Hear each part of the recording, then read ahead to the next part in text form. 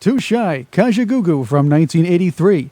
With me is the man who sang and co-wrote the band's big track, Limahl. A lot's happening with Limahl now, so let's talk about it. Thanks for coming on Revenge of the 80s Radio with me, Limahl. Oh, hi, Chris. It's a pleasure. Very nice to have you here. Let's look back, Limahl. Before you were a professional singer, you were an actor. That's like the opposite of Ricky Gervais, who was a singer before he was a comedy actor and writer. I didn't do that much acting, actually. I always had my heart set on music. You know, I was the guy at the back of the school classroom when I should have been studying. I was listening to the radio. Very naughty. I don't recommend it. It worked for me. And then at the youth club that I used to go to, I sort of commandeered the record player. And then I was like the self-appointed DJ. But to be honest, I was the only guy who bought all the records. So everyone said, yeah, well, he's bought the music and he can play it. And so I was obsessed with music. And I did briefly do some acting simply because I was with an agent, a sort of theatrical agent, who said, you know, do you want to go up for this acting job? I didn't really train to act.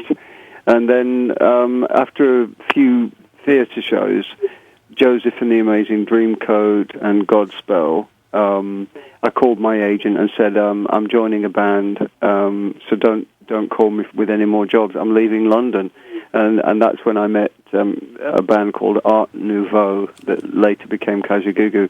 But I always imagined the agent's face when I phoned him and said, don't call me with any more work because I'm joining a pop band. He probably thought, I'll never hear from that guy again. I would have thought this. You know, that Technicolor Dreamcoat would look very good on stage while you're singing. Well, it is a statement, isn't it? Just so, and it's great music. I mean, you know, it is a, you know, you can see why it did well. The songs are great. I mean, Andrew Lloyd Webber, Tim Rice, their career speaks for itself, really, doesn't it? Yes, those songs are timeless. The play's timeless. You'll still see that every once in a while around here. Oh, yeah. I believe there is always a production on somewhere in the world at some point, probably more than one. That's the one that really got things going for them. It was just going to be performed in a school. It was great for me because I did a tour with it, and then I did a production in the south of the UK. And it requires a lot of discipline as a singer, because when you're singing 8 shows a week, and there's a lot of singing, even if you're just in the chorus, you know, there's a lot of ensemble stuff, and you really discover what's happening in your throat. It becomes incredibly familiar territory, and I think that was a really good apprenticeship for me for when I did join the music business, you know. Right, and you got into Kajagoogoo through an audition. Art Nouveau put an ad out. How did you wow him at the audition? That's a good question. I was really into the whole kind of new wave, new romantic. You know, we had Visage, you know, with Fade to Grey with the sort of face makeup, and then you had Adam and the Ants with the face makeup, and I think Bowie was doing it a little bit. So in the middle of the day, I got a train. It was like 2 p.m.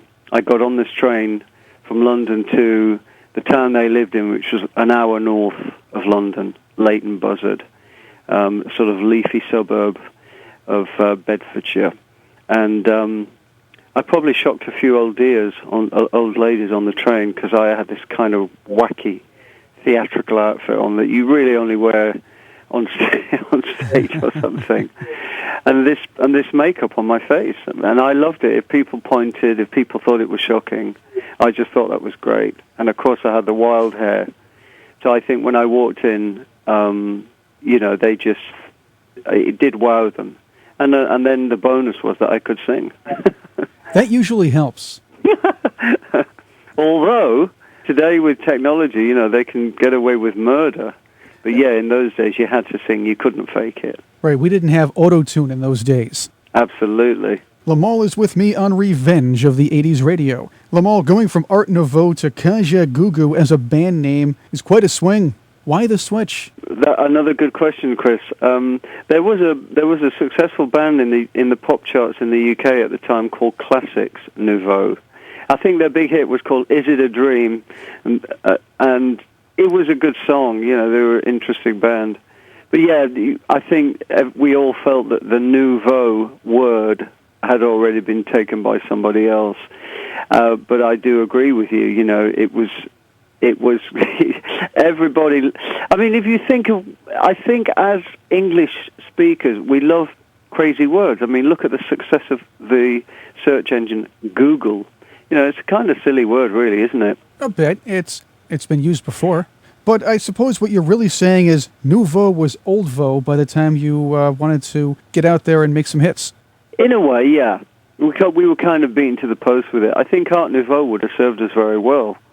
But I know what the bass player thought of the word, because it's not really something you take out of a book. He just invented it, you know. And the minute he said it, I just thought, wow, you know, I loved it. There were lots of kind of crazy names around at that point. I mean, another band with a sort of crazy, with a made-up word was Yazoo, you know. I'm not quite sure what that means. And playing on words, you know, it seemed trendy at the time, so I think we were being influenced somewhat by, you know, our contemporaries. Now, in my other life, I produce a business radio show. A principle of business is that you keep a good unit together and don't fire someone who's essential to your success. You guys had a winning combination together, and it's fair to speculate that more hits could have come from Kajagoogoo had they not fired you. What happened there? Yes. I mean, I always, you know, it's still very poignant to me when I hear someone like yourself make a statement like that, because it's so obvious. They, you know, we had a lot of screaming teenage girls, and just like the Beatles did and the Rolling Stones and Duran Duran and many others, Wham, but they were short-sighted. They were badly advised. They thought, well, we don't want to be a teeny band, so we'll get rid of the pretty boy singer, and then we'll be okay. And of course, that didn't happen. But yeah, I was fired in a phone call. I was very hurt at the time. I felt like we were a family, and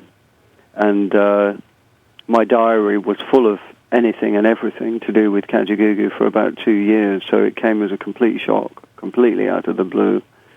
And I think they have gone on record since and said, you know, we did the wrong thing. But of course, you can't turn back the clock, and it's too late. True, and the good thing for you is that you did pretty well when you went to a solo career, including the big international hit Neverending Story. That was a Giorgio Moroder song. Those usually turn out quite well when he finds the right talent to perform them. So how did you get chosen to sing that one? Yes, I was very lucky. I